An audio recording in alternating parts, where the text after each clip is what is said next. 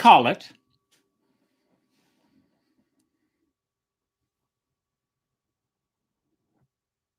Heads.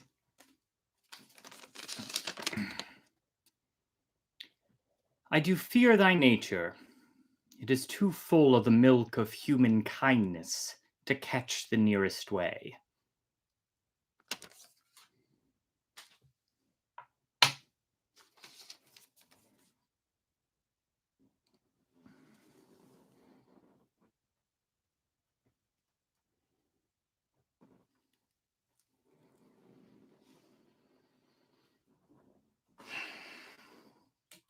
Hello, and welcome to Storytime with Isto. You've reached chapter 10 of Tarot Tales, a weekly gathering where I tell a little-known fairy tale based on a randomly drawn tarot card from the week prior. Those of you that were with me last week know that I drew the Page of Wands, which is this beautiful little card with this androgynous page staring up at this staff. And what I learned that this represents is this idea of staring at an idea. Staring at an idea of yourself, staring at an idea of adventure, enthusiasm, excitement. In Upright, that's exactly what it means. Adventure, enthusiasm, excitement, going after something, having a whole lot of energy and going and tackling it. But as always, reversed means that we're not quite achieving those things. So that could be self-limiting beliefs. Things like feeling like you need to get something done, but you don't have the energy for it. Being impatient for the task that's ahead of you. And this resonated with me quite a lot because I really liked the idea of self-limiting beliefs, because in my job, I spend a lot of time talking about the idea of imposter syndrome, which is a big part of the reason I'm doing all of this. And I particularly liked it because I think that one of the biggest ways it shows up in fairy tales is in the idea of gender norms as they represent themselves and kind of conflict as we go through a variety of the stories that you and I have heard a lot growing up. And so I was so excited to draw this card and to learn about it because I had found a story that was like a really good fit, a very fun, queer, exciting story that hits on a lot of these themes. And so it's very fitting for the last chapter in the first book of Tarot Tales, which is why I freaked out a little bit at the beginning, if you're new. But before we dive into the story, let's talk a little bit about our refreshments. This week, for my drinkers, I have a Cosnohomopolitan because a Cosmopolitan is a perfect drink. And there's nothing different about it aside from the fact that it's served in a rocks glass. Because I found that many of my straight friends are really afraid of trying this for the first time. But when I am able to coax one of them into it, they guiltily enjoy it. I'm sure they never order it again, but here we are. And I hope that you can enjoy that with me this evening. And for those of you that do not drink, I have a cocktail called Holy Water. And I was so fascinated to learn that blue curacao syrup is non-alcoholic and that it can give mocktails that like nice little blue pop that you see in a lot of cocktails. Anyway, I hope some of you are enjoying that. If you are here watching now or in the future, to you I say cheers. And to those of you that have been around for these full set of first 10 Tarot Tales, thank you so much. It's meant the world to me. To all of you, cheers. It's so good. It's so good. If you've never had one, you need to order one. All right. So the story that I have for you this evening is from Romania. So again, apologies for any mispronunciations. I have tried my best with some Google Translate audio. But before I make any more prologue, let us just go ahead and dive into this story.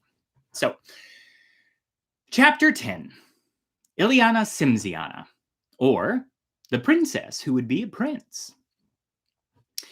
There once was an all-powerful emperor who, victory after victory, extended his empire over the entire earth. In each land that he conquered, he forced the emperors whom he subjugated to send him one of their sons to serve him as a page for 10 years. Now, On the very edge of the borders of his realm, one last emperor stood against him.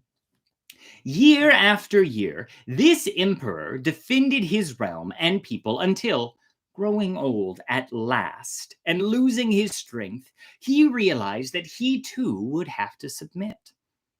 But how was he going to obey the command of the all-powerful emperor and send a son to serve him? He had no sons, only 3 daughters. He didn't talk about it, but he imagined himself and his daughters thrown out of their lands and dying in misery and distress.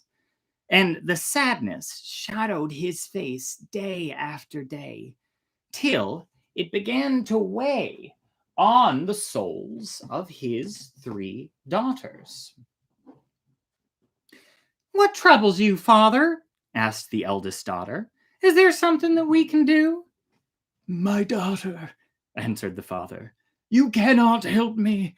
Ah, why is one of you not a boy?" "I don't understand," she answered in surprise.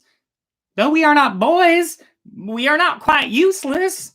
"Oh, I must submit to the all-powerful emperor, as all the emperors on earth have done before me. But he makes his vassals send the best of their sons to serve 10 years in his court, and I have no sons, only 3 daughters."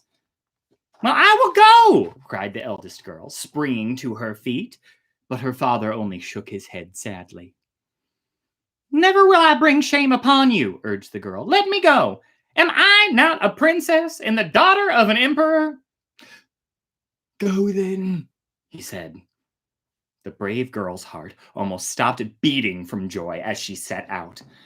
But though none of the daughters were aware of the fact, the emperor was a magician and had laid out plans accordingly. Hurrying ahead of her, he threw a copper bridge over her path and changed himself into a wolf with fiery eyes and crouched underneath the arch. As his daughter came by, the wolf leapt out from underneath the bridge, teeth gnashing, and rushed at her as if to tear her apart. The poor girl's heart leapt with fright, and the horse gave an enormous bound, and in panic she wrenched him around and did not stop until she was back at her father's palace. The old emperor, who had gotten back long since, came to the door to meet her, and, touching her armor, said, "Did I not tell you, my child, that flies do not make honey?" A parenting moment, which I presume means, "You're a woman. You can't do manly things. How dare you presume to be other than you are?" Excellent. Now the second princess came to ask permission to attempt the adventure, swearing that she would stop at nothing to see it through. But, though, unlike her sister, she was quite prepared for the appearance of the wolf, when she reached the copper bridge, she showed no greater courage and galloped home as fast as her horse could carry her when the wolf attacked.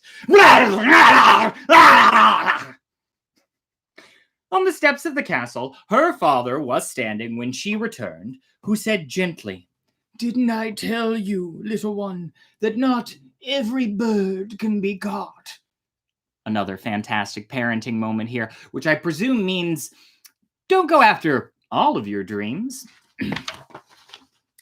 Then the youngest daughter came forward. "Father, it is my turn now. Perhaps I shall get the better of the wolf." And after convincing her father to let her go, the princess decided that the first thing to be done was to find some old white-haired boyard whose advice she could trust. So, time for our first vocab word for the evening. So a boyard or bayard, I'm pretty sure this is a misspelling in the actual text. And I should also say this is the first of 3 mediocre drawings of a horse you're going to see this evening. But do know, if you think it should be a horse, it was my attempt at a horse. All right, so Bayard is actually this really cool mythical horse that so it comes from the word bay, which is horse's hair that can be red or brown. And Bayard itself comes from these songs of heroic deeds, which are these really old, like French origination stories. And it's actually where we get the myth of Oberon the fairy, and where we get this Bayard myth, which is this magical horse that can stretch in size to fit however many people need to ride it. And if you can see right here, he's saying bonjour, because it can speak and understand human language. So this story actually came to my attention because it was translated into French in a book called 7 Romanian Tales, and has been really translated from that original text a number of times. So that's where I found it, and I'm not sure which is influencing the other, but what we do need to know to understand what's going on in this story is that she's about to find a horse that talks to her, and it's a pretty smart magical horse. All right. Find some old white-haired boyard whose advice she can trust. So she went straight to the stables, where she found her father's ancient war horse, Sunbeam, laying down on the straw. The girl gazed at him in pity, and then the horse spoke. How sweetly you look at me. If only you'd seen me as I was on the battlefield, when your father and I won glory together. Now I'm old, and no one wants to ride me anymore. If someone cared for me properly, I'd be better than the 10 best horses in the stable. How should you be cared for? The young woman asked. Well, sponge me down morning and evening with rainwater. Give me barley boiled in new milk. And most importantly, lather my hooves with oil. Well, the princess did everything that the horse asked for, and on the 10th day, a long shiver ran through his hide, and he stood upright. His skin was as glossy as a mirror, his body as fat as butter, and his movement as agile as a mountain goat. Sunbeam was ready to ride. The preparations of the emperor's daughter were much fewer and simpler than her sisters. They only consisted of some boys' clothes, some food, and a little bit of money. Then she bade her father farewell and rode away. A day's journey from the palace, she was approaching the copper bridge. But before they came in sight of it, the magical horse warned what tricks her father was up to. And as soon as she arrived at the copper bridge, the wolf once again leapt out to attack the daughter. Flaming eyes, raging teeth, mouth like an oven, tongue like a firebrand. But the gallant girl spurred her horse and rushed toward him, sword flashing. Shishing! The beast saw the sword and shrank back, and then, without looking round, she rode across the bridge with the light of battle in her eyes. The emperor, so deeply proud of his daughter's victory, took a shortcut and waited for her at the end of another day's long journey, close to a river, over which he threw a golden bridge and turned himself into a dragon with 12 heads. I could not find an illustration that had a 12-headed dragon in it, so please forgive me. 12 heads, and hid beneath the arch. When the princess came in sight, the dragon leapt into view, and they fought fiercely for an hour, till, striking sideways with all of her force, she slashed off one of the monster's head, and he roared to the sky, and did 3 somersaults, and disintegrated in front of her, taking human shape. Even though the princess had been warned, she could scarcely believe that it was her own father. But he embraced her, saying, "Know that I see you're as brave as the bravest, and that you have picked the right horse. Remember to listen to him." A piece of parental advice that I can only imagine means, you didn't do this yourself. It's because you were standing on the shoulders of my victory warhorse. Excellent parenting. She knelt for his blessing, and they parted. She had only rode a few miles before she saw a golden curl of hair lying in the road before her. Checking with her horse, she asked whether it would be better to take it or let it die. If you take it, said Sunbeam, you will repent. And if you don't take it, you will repent. So take it. Well, the princess picked it up and stuck it in the collar of her tunic and rode on. They went by mountains and valleys, through dark forests and sunny meadows. They passed over springs of fresh water, and they came to the court of the all-powerful emperor, where the sons of all the other emperors served him like pages.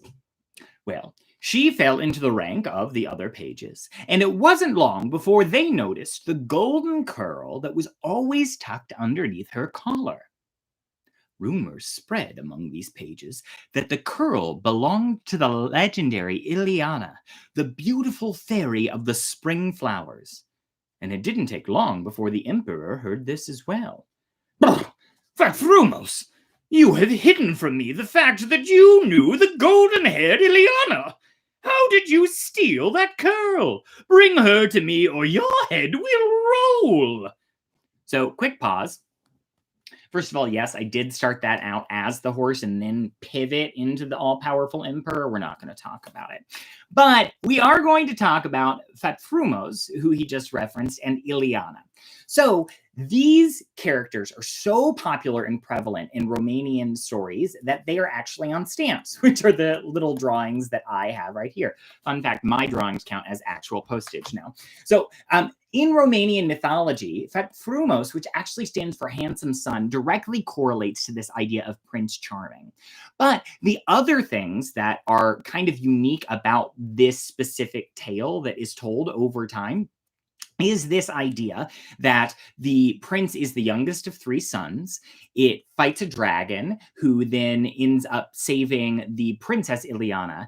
And there's a really consistent storyline where the prince is faced with a challenge. And it's kind of like two options. And it's like, well, you can do this and it'll be bad, or you can do that and it'll be bad. And that idea is kind of meant to represent the tale of the Romanian people, who would all either have to fight their enemies or befriend their enemies to get along. Anyway, I found that really fascinating. Ileana is kind of like the stereotypical princess in a lot of these stories. There's a number of different tales that she features in. Sometimes she's a fairy, sometimes she's a princess, kind of like Diana or Demeter, but generally associated with beauty, golden hair, and plenty in general, and food, grain, plants. Anyway, stamps. Fathrumos, you have hidden from me the fact that you knew the golden-haired Ileana. How did you steal that curl? Bring her to me or your head will roll. All the poor young woman could do was bow in retreat when Sunbeam learned what happened and said, "Don't worry. A genie has kidnapped Ileana, whose golden hair you picked up on the road, and imprisoned her in the swamp of the sea. She refuses to marry her kidnapper unless he can round up her stud of mares. Go back to the all-powerful emperor and tell him that you need 20 ships and a cargo of precious goods to put them in." You shall have all that I possess," said the emperor when the princess asked.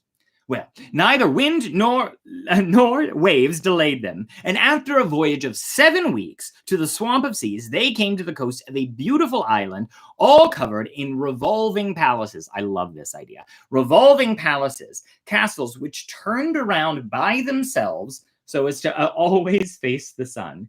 And after a year and some change of quarantine in the Northeast, that sounds absolutely lovely. The emperor's daughter disembarked, and taking some bejeweled slippers, she rode towards the castle on Sunbeam, where 3 of the genie's eunuchs were guarding Ileana. So we'll pause for the final vocab word this week because I really want to talk about gonads. We're going to talk about eunuchs and studs. All right. So many of you may be familiar with eunuchs from Game of Thrones, or the idea of castrati, which are the men who had their genitals cut off so they could sing at a high level in opera. But castration in and of itself could have been used as a punishment against homosexuality at different points in time. Eunuchs could be used as domestic servants or climb ranks within bloodline-based hierarchical systems of governance because they couldn't generate any progeny and therefore were not seen as a threat or were seen as expendable. Not a lot of new information there, but felt like we needed to throw that out there. I should also add that I learned, and maybe this is a little embarrassing to admit, I learned that castration means that you're only cutting off the balls of the man, not everything going on, because they still have to pee, and that would have been more painful. Anyway, so the other thing that I want to talk to you about is studs. We've got the second horse that I've attempted to draw. This is the third one that I drew, and I think it came out the best. Okay, so studs themselves is a term that is used to reference an animal that has specifically not been castrated so that it can create more of that animal.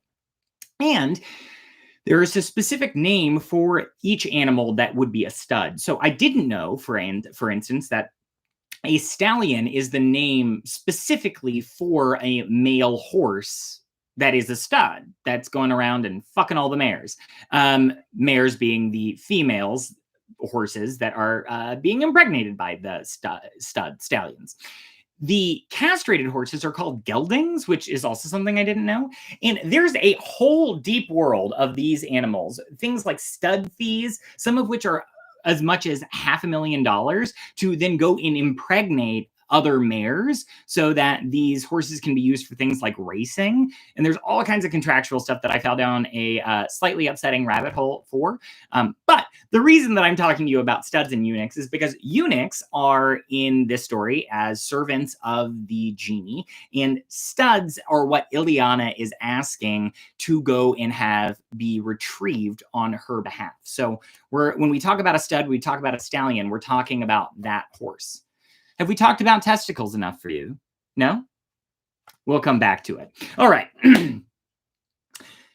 She has these slippers that she's bringing to the genie's eunuchs and saying, "Oh, I'm a merchant who was lost at sea, and I have luxury goods to sell you." Well, looking through the window, Ileana spotted the handsome merchant, and her heart gave a sudden thump at the sight of him. And she persuaded the genie's mother to let her go down and try on the wonderful slippers. They fitted perfectly. Fun little Cinderella moment here. And when the youth told her that his ships held even finer and more precious things, she went on board. And once on board the ship, she was so busy turning over all the precious items that she never knew the sails were spread. And thus they arrived at the court of the emperor. The all-powerful emperor received Ileana with great respect. He could hardly contain his joy. He fell in love at first glance and decided to marry her. But Ileana was saddened and depressed.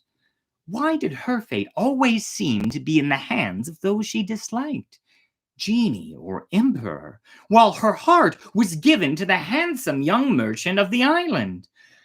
"Noble sovereign, I may not think of marriage till my stud of horses has been brought to me with all the mare's trappings complete."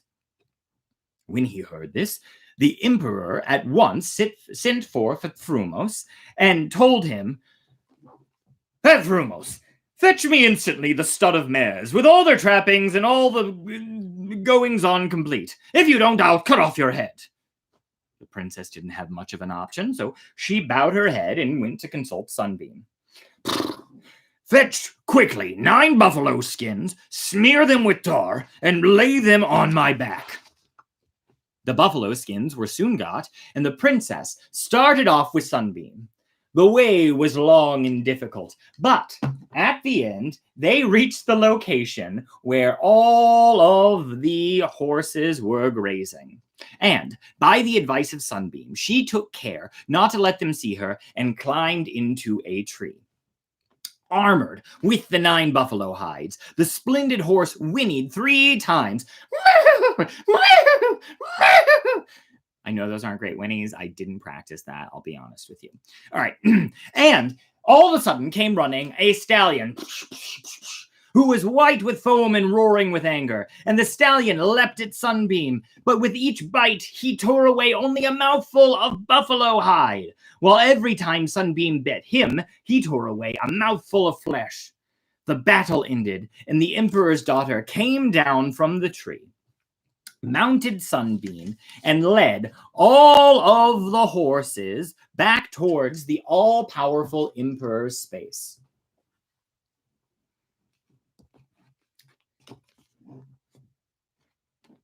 And when they arrived, Ileana called all of the horses by name, and when the stallion heard his name, all of his wounds were healed, and he looked as fine as before.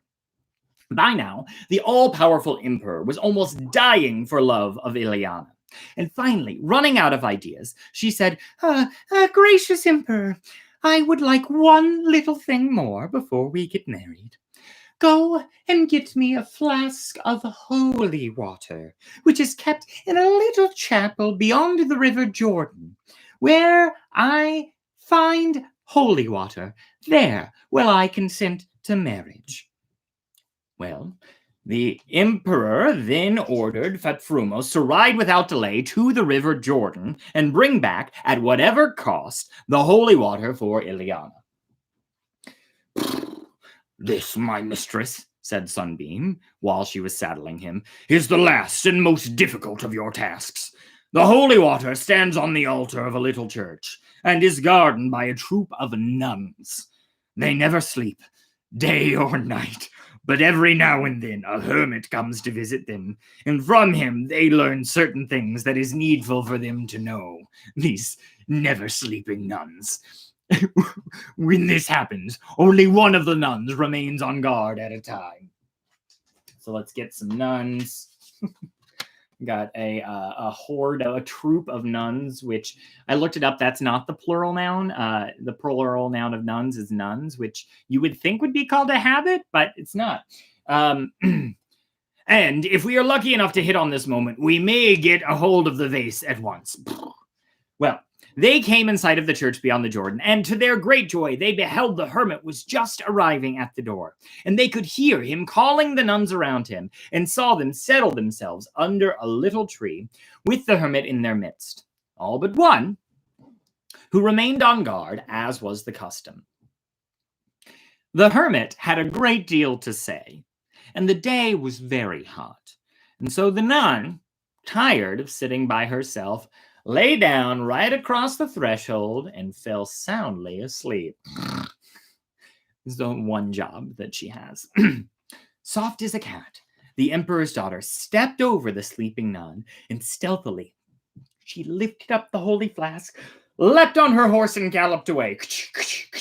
The clatter of Sunbeam's hooves woke the nun. She saw that the flask was gone and began to wail and cry. The other nuns came rushing, and seeing the rider disappear at top speed and realizing there was nothing to be done, started crying until the hermit, who was coming to visit, fell on his knees and called down a curse upon the thief. And that curse was that if the thief was a man, that he might become a woman, and if she was a woman, that she might become a man. In either case, he thought that the punishment would be quite severe. But punishments are things about which people do not always agree. And when the princess suddenly felt that she was really the man she had been pretending to be, she was delighted. And if the hermit had only been within her reach, she would have thanked him from the bottom of her heart. And by the time she reached the emperor's court, Fatfrumos looked a young man all over in the eyes of everyone. He drew forth the vase from his tunic and held it up to the emperor, saying, "Mighty sovereign, all hail! I have fulfilled this task also, and I hope it is the last you have for me. Let another now take his turn." "Verfrumos, I am pleased with your service. After my death, you shall succeed me on the throne, as up till now I have had no heir." But though the emperor was satisfied, Ileana was not, and she determined to revenge herself on the emperor for the dangers that she had caused her love, Verfrumos, to run. So she ordered a great bath to be filled with the milk of her mares, and begged that the emperor bathe with her, an invitation he accepted with joy. Quick pause, just want to note, I've cut literally about 2/3 of this story. It goes on for so much longer. There's a whole genie subplot, and there's a whole mare milking challenge ingrained in all of this.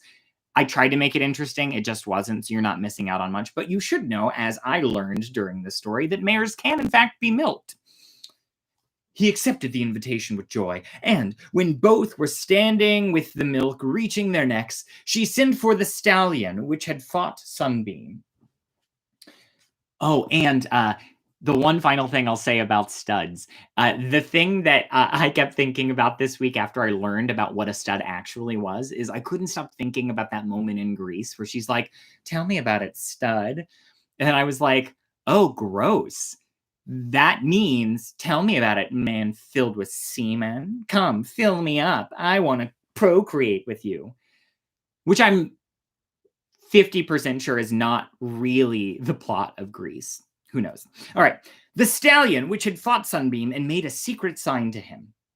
The horse understood what he was to do, and from one nostril he blew fresh air over Ileana, and from the other he snorted a burning wind which charred the emperor to the bone, leaving him only in a heap of ashes. The emperor's strange death, which no one could explain, made a great sensation throughout the world, and the funeral his people gave him was the most splendid ever known. And when it was over, Ileana summoned Verfrumos before her and addressed him thus: "Verfrumos, it is you who brought me and have saved my life and obeyed my wishes. It is you who have given me back my stallion, and you who brought me the holy water, and you and none other than you that shall be my husband." "Yes, I will marry you," said the young man with a voice almost as soft as when he was a princess. "But know that in our house it will be the cock who sings and not the hen." And unfortunately, that's how this story ends, with a little bit of sexism kind of missing the really beautiful point it could be landing with. But I still find this story fascinating, and truly, it is worth a read. I've included links in the text that you can find in the description below this video. I highly recommend taking a read at it. This idea that the Ileana and the Verfrumos identity is co-opted in this story, Ileana Simziana, is so fascinating. And Ileana Simziana is actually also on a stamp. It's a really popular fairy tale from what I could tell. So that may lead you to ask yourself, oh my God, is Romania just crushing it on LGBT rights? No, they're not. Yet another way in which fairy tales from a culture directly challenge the actual structures that have been built around them.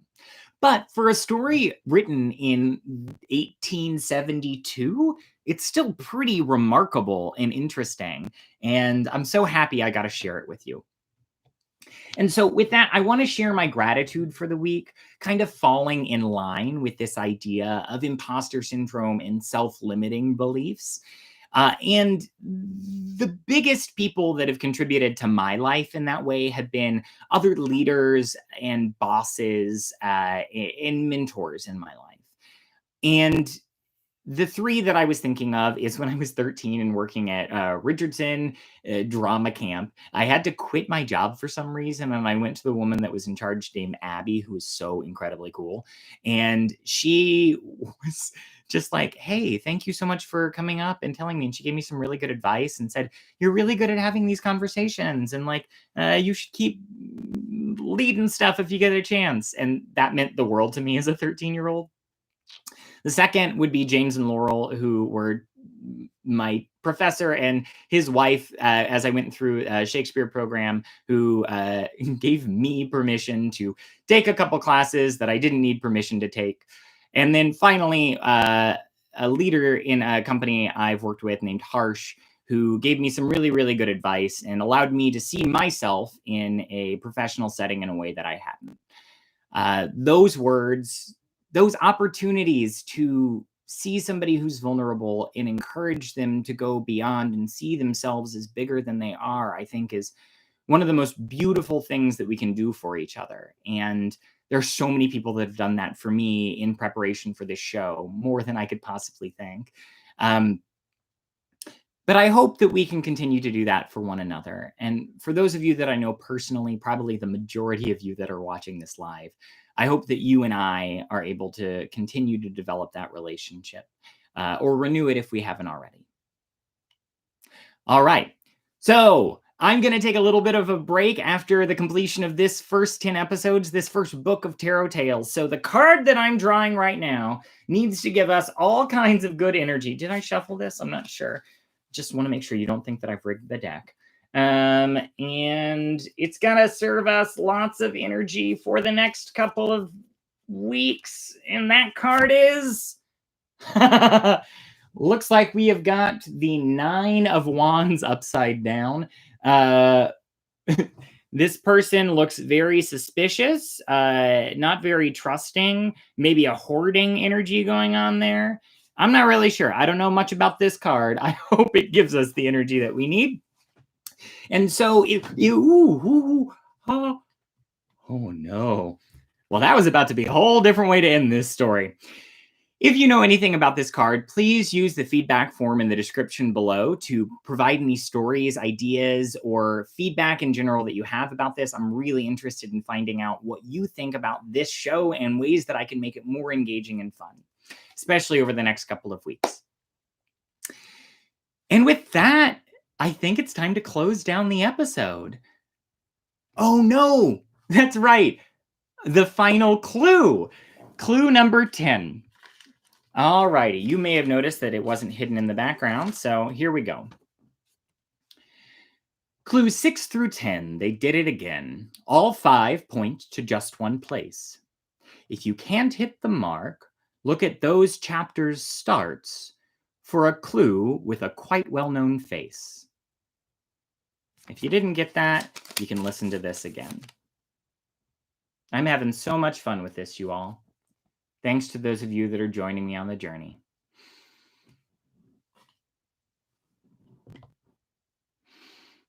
May you be happy. May you be healthy. May you treat yourself with love and respect. May you continue to grow and find the strength to persevere through the painful parts of growth. May you find inspiration all around you. And may you find peace. Until the next journey, thank you for joining me on this one. Bye, y'all.